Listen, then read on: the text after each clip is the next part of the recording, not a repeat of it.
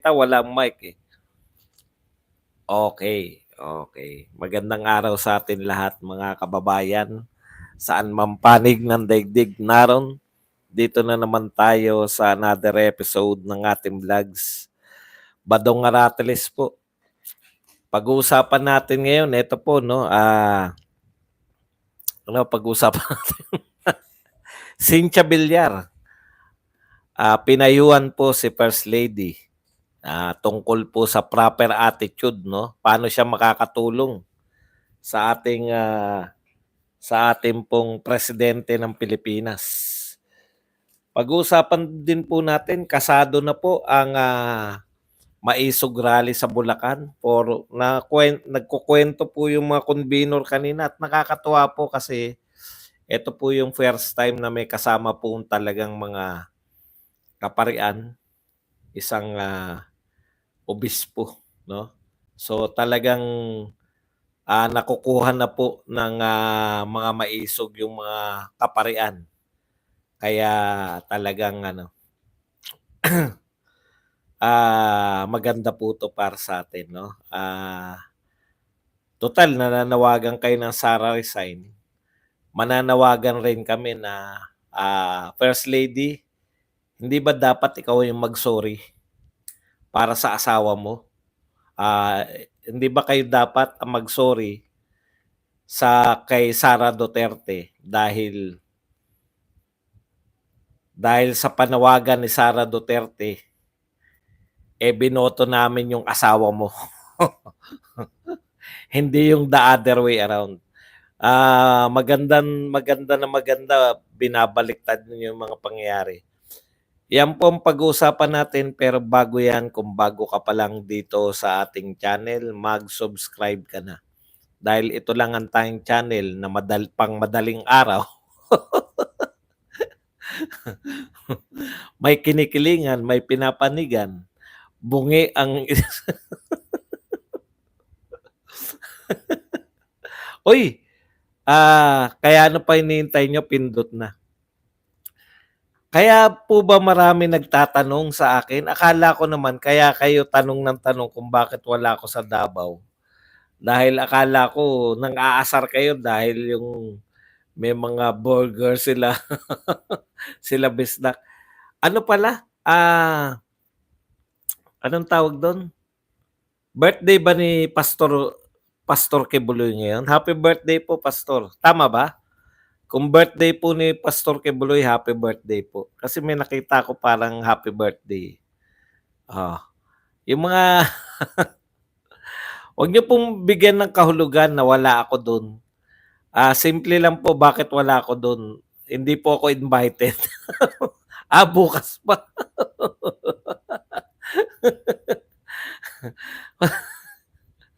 Masyado masyado niyo ako hinahanap sa Davao, eh. Hindi po ako invited. Advance happy birthday po, Pastor Kibuloy. Huwag kayong mag-alala, hindi po ganyan kababaw ang ano ko, no. Hindi po ako magiging anti-Kibuloy. Hindi rin po ako magiging anti-SMNI. Tropa-tropa po 'yan, no. Hindi tayo mababaw na mga tao, okay? 'Yan lang po. Opening lang pala ng burger. Hindi nag-iimbita 'tong mga 'to, may pa-burger pala kayo bisdak, Sinusolo niyo, Okay. Pag-usapan na po natin. Meron lang pong tayong nakaligtan. Ito, kababasa ko lang, nagandahan ako, eh, no. Eto. Uy, teka lang. Sa TikTok kasi 'to, eh. Ito po ang sinabi ni Dr. Richard and Erica Mata. I think the First Lady must express a public apology to the Vice President in due respect to the millions of us who only agreed with Sarah's request to vote for her husband during the campaign. Ano tayo, no? Naiuntog pati tayo, no? Kasi parang sumasagot lang tayo sa mga atake nila, no? Defensive lang tayo. Oo nga naman. Maganda po 'to pinaalala sa atin, no? I think yung pagta-try, yung unnecessary na panawagan ng mga vlogger ninyo na mag-resign si Sarah, I think, kayo po ang dapat na humingi ng sorry. Kasi 'wag tayong magbaliktaran 'no. Parang parang ang lumalabas parang si Sarah pa yung pinalalabas na demonyita na kung hindi dahil 'di ba parang hindi naman po kami mahilig maningil ng utang na loob 'no. 'Di po kami mahilig manghingi ng utang na loob. Pero sa totoo lang, nauntog talaga ako rito. Bakit nga pala sagot lang tayo ng sagot sa mga tao na 'to, na kung bakit hindi, dapat umalis o tanggalin sa puwesto si Sara bakit tayo ang defensive? Tama 'tong pinaalala sa'tin, eh. I think the First Lady must express a public apology to the Vice President in due respect to the millions of us who only agreed with Sarah's request to vote for her husband during the campaign. Correct, 'di ba? Tapos nung nanalo kayo parang kayo ng all might, wala, eh. Nakalimutan ko tuloy yung may panundot pa ako diyan, eh, nakalimutan ko tuloy. Yung mga nagsasabi na hindi qualified si Sara Duterte sa DepEd, 'no? Kaya dapat mag-resign for delikadesa, 'no?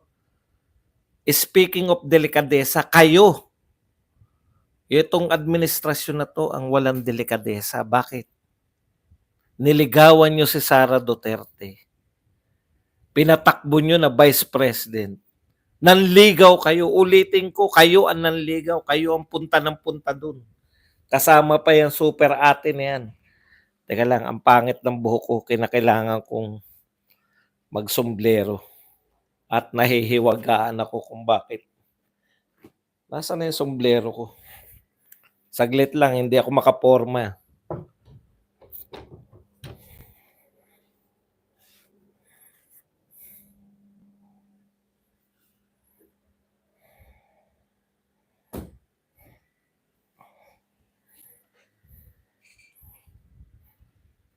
Ibalik lang natin, no? Unit team kayo, eh. Malaking pinanalo ni BBM dahil sa boto. Alam nyo, tuwing inuuna pa ni Sara Duterte yung naiboto nyo si BBM. Okay. Ang lalakas ng loob nyong pag-resignin, ang lalakas ng loob ninyo na tanggalin si Sara Duterte. Wag na yung performance niya ngayon. In the first place, hindi naman yan yung hinihingi ni Sara Duterte. Hindi naman DepEd yung yung hinihingi. Alam natin lahat na ang gusto ni Sara Duterte, Department of National Defense. Dapat nga si Sara Duterte pa magtampo sa inyo, eh. Dahil ang binigay nyo, DepEd, eh. Hindi na nga nagtampo, hindi na nga nagreklamo. As a good soldier, di ba? As a good soldier, sumunod pa rin. Kahit sa simula pa lang, no? Sa simula pa lang, pinahiya nyo na. Kapapanalo nyo pa lang. Isa lang ang ni-request ni Sara Duterte, alam natin lahat yan. Ang request ni Sara Duterte, Department of National Defense. Ngayon, lahat kayo kasama yung mga dilawan. Nagsasabay-sabay kayo na sinasabi ninyo na hindi siya karapat-dapat sa DepEd. Di dapat binigay niyo yung karapat-dapat siya. Dapat nilagay niyo siya sa Department of National Defense. Di ba? Kayo nga ang dapat, sa inyo nga dapat magtampo si Sara Duterte. Tapos natawa lang, na-tiyempo lang na natawa dahil nagsabing bangag. Ang dali naman po. Sa totoo lang, ang dali lang po, eh. Hindi ako bangag. O sige, Sama-sama tayo lahat. Anong gusto nyong ano, follicles? Hair follicles? O eto, sa harap nyo lahat, eto aking ano, buhok. O ayan, o. Doon pala kayo naaasar eh. Di ba? Ang dali lang patunayan nun. Okay. Tigil-tigilan nyo yung vice president namin. Sa totoo lang, kayo ang maraming pagkakautang kay Sara Duterte. Hindi na nga kayo nagpasalamat na maayos eh. Ano ba naman yung pasasalamat nyo, yung simpleng request na ibigay nyo sa kanyang Department of National Defense? Hindi nyo binigay. Kasi simula pa lang, wala pa yung ano, good pa kayo lahat. Kaya kayo dapat na mag-sorry kay Vice President. Yung sinasabi nyo, ulitin ko lang, yung mga tatanga-tangan yung vlogger na hanggang ngayon 125 pa rin million. Hindi po nila maisip. Eh ilang bilyon ba ginagastos nyo araw-araw? Alam nyo po ba yung kung gagastos kayo ng isa, total mahilig kayo sa kwentahan, kukwentahan ko rin kayo. Kung gagastos kayo ng 1 billion a day, 365 billion lang yun a year. Eh magkano ba ang budget ng Pilipinas? Trilyon. Tapos sasabihin nyo, imposible. Imposible na makagastos ng 125 in 11 days. Eh trilyon nga kayang gastusin sa loob ng isang taon. Ilang trilyon?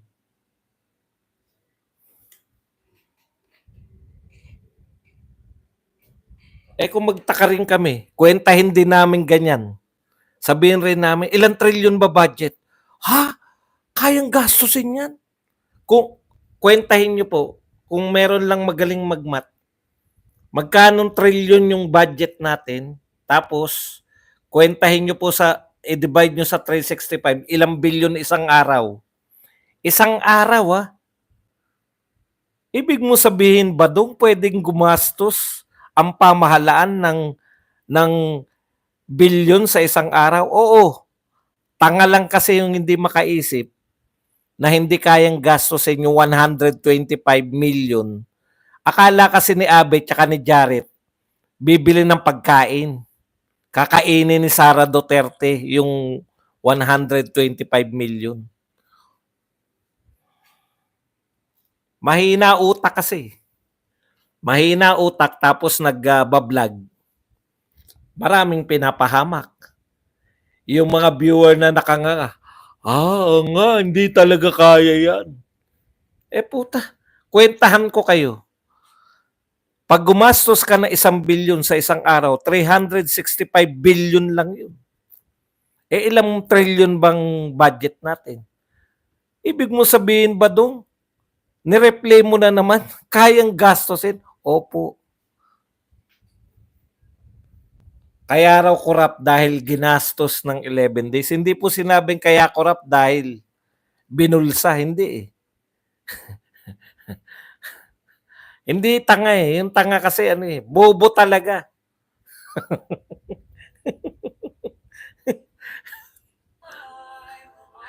Okay. Bakit ba may kantahan dito kay Crisette Chua? Punta na po tayo rito. Sa bayan po kasi kanina halos naganap yung ano eh. Imbitado rin po ako ron eh sa may press con. Kaya lang pinili ko yung mas malapit. Ang lapit lang po ng Quezon City. So sabay po na naganap. Alam nyo, sabay-sabay na po kung ang dami na pong grupong na itatayo ngayon, mga koalisyon, laban po rito. Yung mga tanga po nag-iisip na kada rally, bumagsak ba ang gobyerno o bumagsak ba gobyerno? Alam nyo, mga obobs kayo, no? Nung panahon ng bumagsak yung tatay ni Marcos, hindi yung unang rally, hindi unang rally ang EDSA, no? Ang EDSA ay culmination ng mga rallies. Sunod-sunod na mga rally. Mag-aral kasi kayo ng kasaysayan.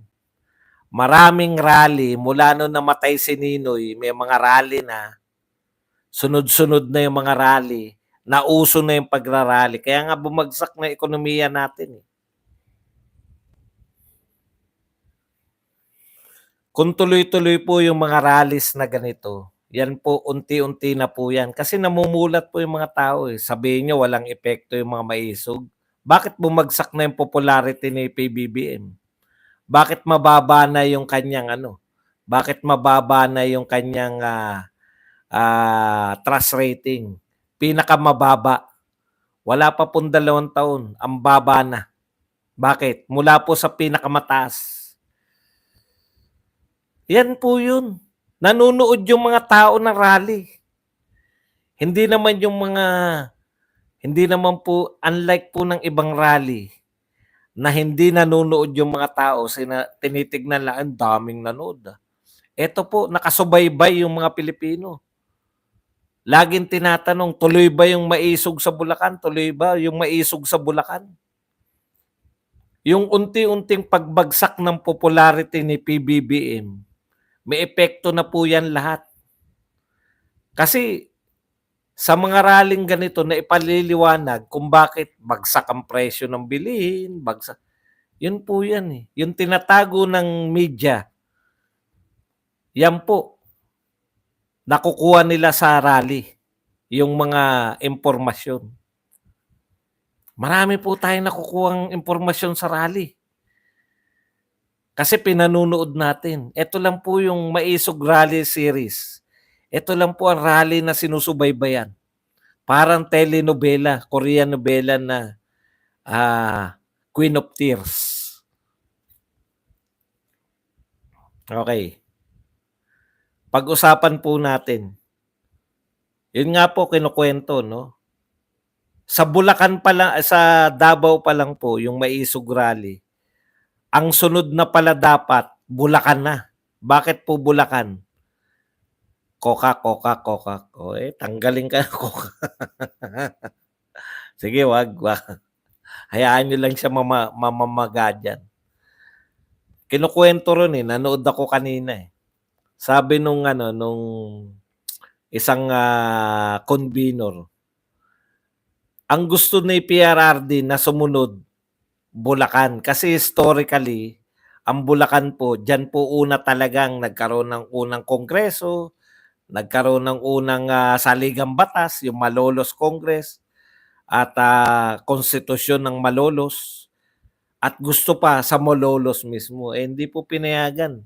Both the governor, Daniel Scorpio Knights Fernando, at saka yung akala nung una, nasubaybayan ko to Ina-update po ako ng Akala nung una, payag na yung mayor ng Malolos Iba po yung governor ng Bulacan sa mayor ng Malolos, di ba? Kala namin, payag na yung mayor ng Malolos. Nagbago rin. Ayaw na rin. Kaya po naunahan pa ng Cebu, naunahan pa ng Davao del Norte. Yan. Pero matutuloy na po sa Linggo. Sa Bustos. Hindi na lang sa Malolos. Sa Bustos. At pribado, hindi po pag-aari ng gobyerno. Biruin nyo. Grabe po tong gobyerno na to. No? Wala pong panahon na sa panahon po ni PRRD, lahat ng uri ng rally, pwede kayo mag-rally. Ang problema, nagra-rally naman sila. Kukunti lang, 20 peraso, 30 peraso. Ito po libo-libo, daan-libo yung nagra-rally sa Maisog. Pinipigilan. Kasabay po niyan, ito pong permahan, no? Nakipirma po tayo ron. Yung mga hindi po napanood, nariyan po, binidyo natin, live kanina. Daming speaker. Paninira rally, wag supportan. Di mag-rally rin kayo na supportan niyo yung bagoong Pilipinas. 'Di ba sinabayan niyo yung una? Hindi kayo makatagal. Wa wala kayong panghakot? Okey. Punta na po tayo rito sa at ang nakakatuwa, yun po ang nakakatuwa, kasi nung una, yung pong mga rally nung panahon ni Tatay na Marcos, involved po yung mga kaparian, eh. For the first time po, meron pong bishop na sasama na. Mauuso na po 'yan kasi kung marami pong bishop ng ayaw ng tiyatsa, eh, 'di ba? Itong simbahang Katoliko ayaw, kaya lang masyado lang identified. Kaya po hindi nagsasasama yang mga bishop-bishop na 'yan. Masyadong identified 'tong maisog kay Pangulong Duterte. Alam niyo naman, eh, 'di ba? Ayaw nila kay Duterte talaga, eh. Pero ito pong bishop na 'to, matapang. Sabi niya, eh, kahit na noon, ako lang yung bishop na hindi binabanatan ni PRRD. Aminado siya. Yung mga pare binabanatan ni PRRD. Siya lang daw yung bishop na ano, siya lang yung bishop daw na hindi binabanatan. Yan. Kaya pupunta po tayo riyan. Yung mga taga Bulacan, magkita-kita po tayo. Wag po kayo mahiyang ano, hindi ko naman kayo kilala, ako kilala niyo, eh. 'Pag nagkita tayo, batiin niyo, sigawan niyo ako, "Badong!" Ha? Kaya mga taga Bulacan, mga taga Pampanga, yung mga malalapit, punta na kayo riyan. Eh, hindi sasama yung si Tagle. Rally ng supporter ng China. Kinukundin ako. Alam mo sabi 'tong mga tukmol na 'to. Kinukundin ako. Ang pambobomba ng China. Punta na po tayo rito kay Villar. Alam niyo ang mga Villar very practical, eh, 'no? Hindi po sila hindi yung si Villar na ano, si Villar na lalaki yun yung 'di ba yung Laki sa Hirap, 'di ba taga-Tondo yan. 'Di ba may kanta dati, "Nasubukan niyo na ba," 'di ba? "Nasubukan niyo na ba maligo sa" ewan ko kung saan naliligo si Villar dati. Pero etong Cynthia mayaman na 'to, eh. Mayaman na sa Las Piñas 'yan, yung pamilya na ni Cynthia. Kaya hindi puwedeng mapulaan 'yan ng mga Araneta. Eh, pare-pareho silang mga ano, eh, mayayaman, eh. Hindi, bakit ba ano yun, naligo sa tambak ng basura. Si Manny Villar ang ano, naliligo sa gwapo, 'di ba? Nakita niyo naman si Villar kumpara kay Cynthia, gwapo makasalanan ka ba dun?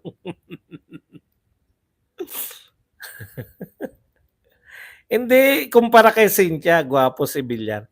Ryan Eddy, thank you very much sa 279 na dollars na pakape. Okay. Saan na ba yung sinabi ni Cynthia?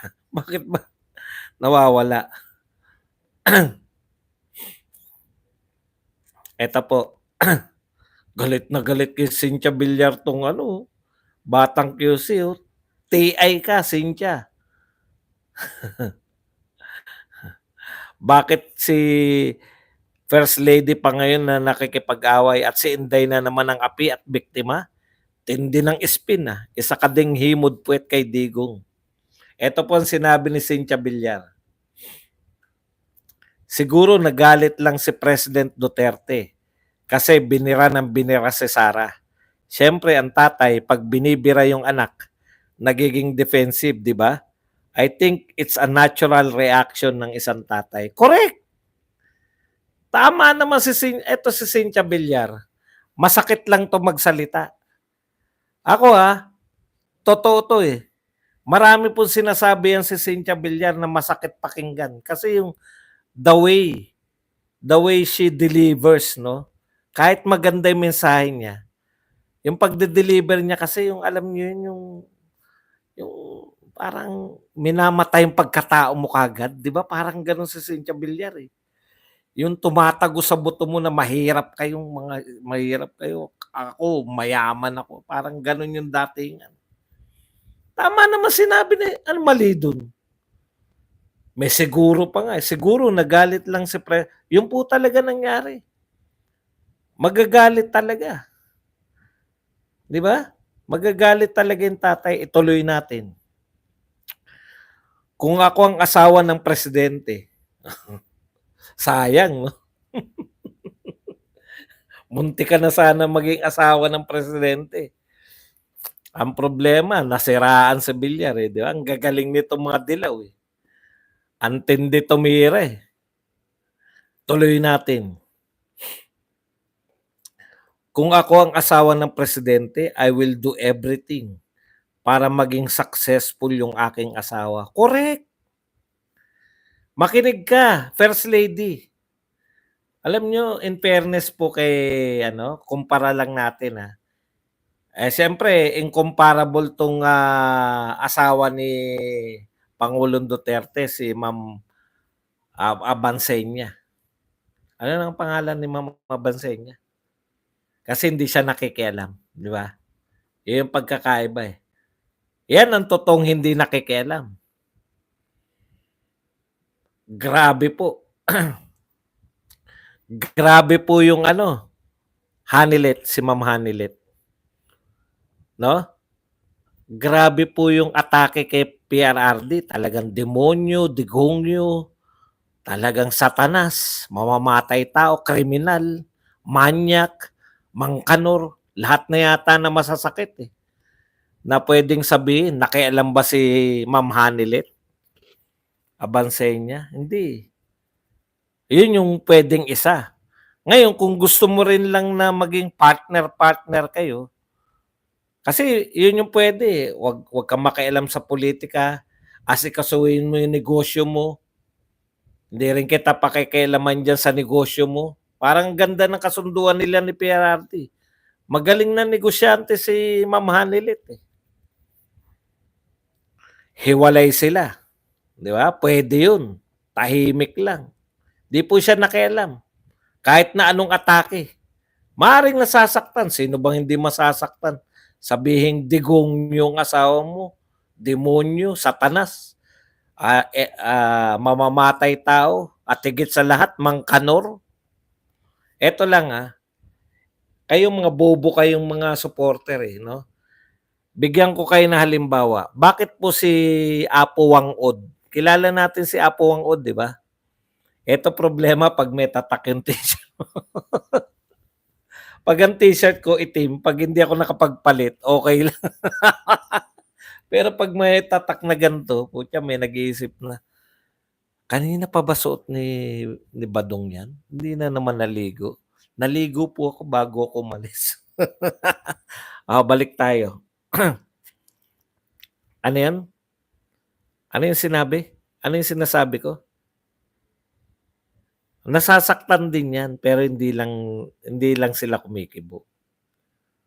O kaya kung gusto mo talaga na very active kang first lady, ay gayahin mo yung biyenan mo, 'di ba? Very active siya. Si Apo Wang-od. Nakalimutan ko talaga, promise.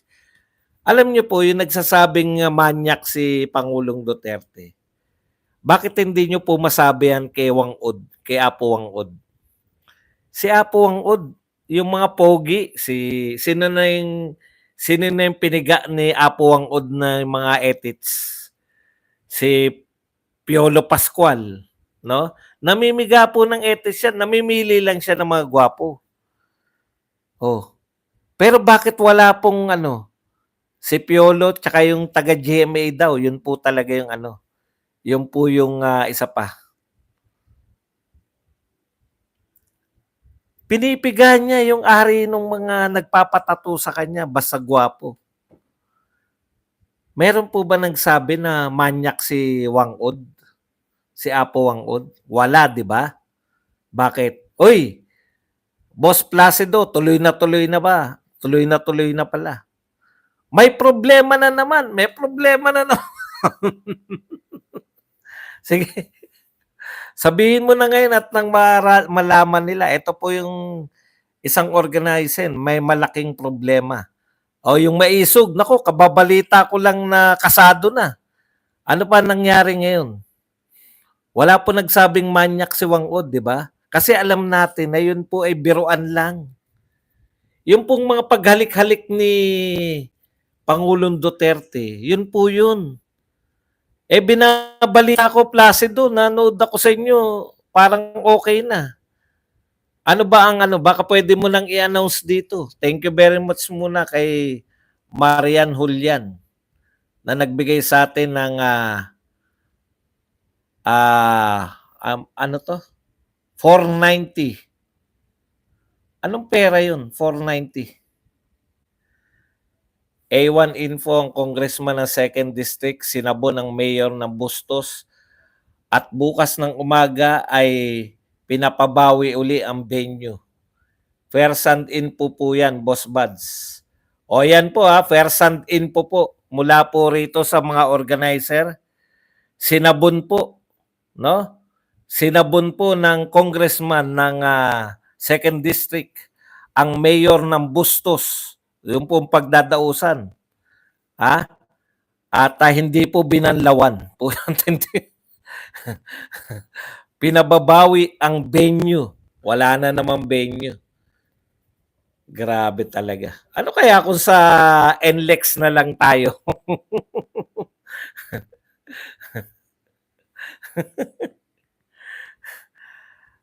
Alam po dapat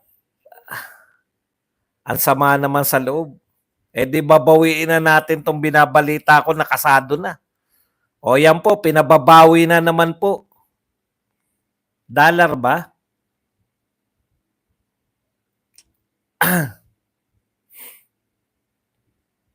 Ayan na nga po ito po yung taga Bulacan, ito po yung organizer, ayan si Placido.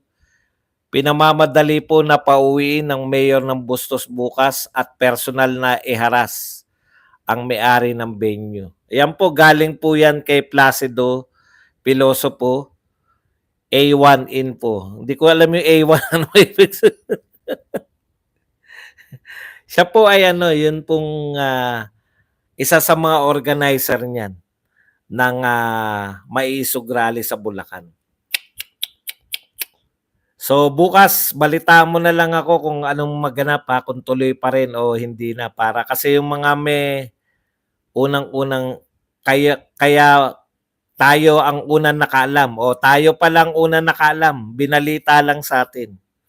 Liwasang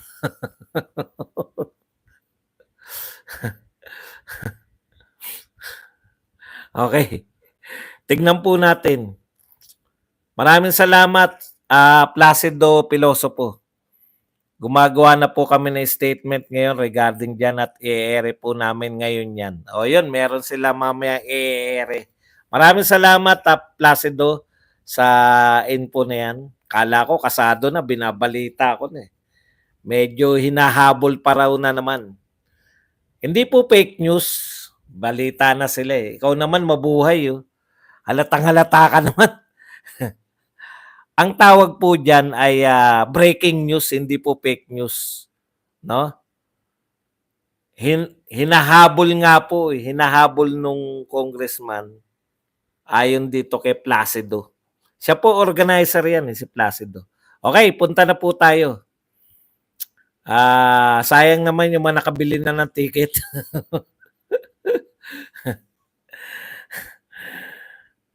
Reliable. Hindi po, sila po mismo yun. Ayan po si Placido Pilosopo. Siya po yung Secretary General niyang Maisog sa buong Central Luzon. Buong Central Luzon po yan. Okay. So, talagang ganyan ang buhay. Yun po yung punto ko no, si Apo Wang-od. Alam po natin na nagbibiro. Bakit po pag nagbibiro si PRRD, minamasama po natin? Okay. 2nd District. Punta po tayo rito. Tuloy natin yung kay Villar. Nasa presscon ba yun? Kasi hindi ko na tinapos Hanggang doon lang ako sa pare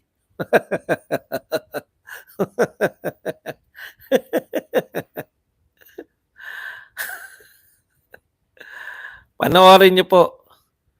Sec-Gen po yan, si Placido. Tuloy po natin tong kay Villar. Nasa press con siya kanina. Siya yung Secretary General doon. Yung unang-una nagsalita. Yung kagwapuhan. Okay, kung ako ang asawa ng... Ito na po, tuloy natin si Villar. Kung ako ang asawa ng presidente, I will do everything para maging successful yung aking asawa. Hindi na ako makikipag-away. Wag nang mang-away, gumawa na lang ng mga project na makakatulong sa tao para mahalin ng mga tao, lalo yung ating presidente, di ba? Yun po ang payo ni Cynthia Villar. Actually, gayahin mo lang, First Lady Lisa, gayahin mo lang yung yung formula ng biyanan mo, si Imelda Marcos. May mga tinatrabaho siya. Hindi po siya nang-aaway ng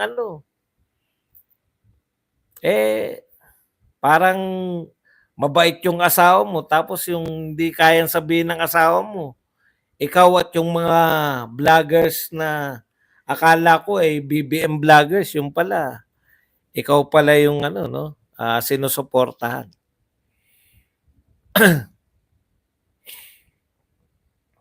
Bakit kaya ayaw salpukin? Okay, teka, tignan lang natin Isara lang natin tong pagtitipo na to.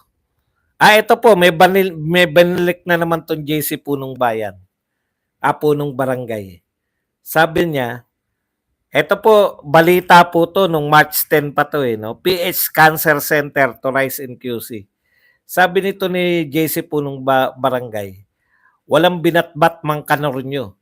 Tapos, malalaman naming mga DDS unang-unang makikinabang dito, puro cancer ba naman ang utak. Ito po, PH Cancer Center to rise in QC. Hindi pa po na itatayo. Alam niyo po yung ginagawa, ano pa lang yung naglagay pa lang po ng mga papel, alam niyo yun, yung nagbutas, maglalagay ng panulakang bato. Yung may mga may mga dokumento na ihuhulog dun sa hukay. JC Purong Barangay. Hindi talaga namin kaya yan. Hindi talaga kaya ni Duterte yung ginagawa ni PBBM. Alam niyo kung bakit? Kasi si Pangulong Duterte bago ipagmalaki, tapos na yung mga proyekto. Si PBBM, hukay pa lang. Hukay pa lang.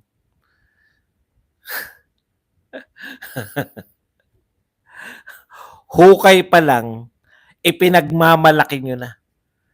Hukay pa lang, yung lalagyan pa lang ng mga papeles. Pinagmamalaki nyo na. Tsaka Marso pa yan. Dapat pinakita mo naman na may nakatayo na kahit isang poste.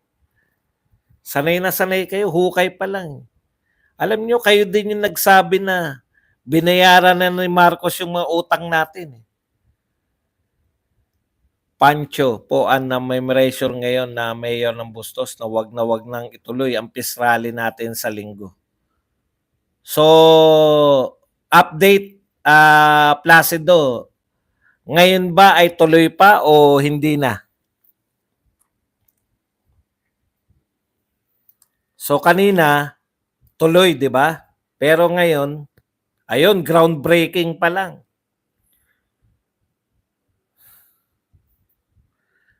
Groundbreaking pa lang. Pinagmamalaki nyo na.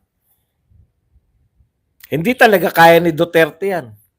Itutuloy po natin. Kahit walang permit. Ayos.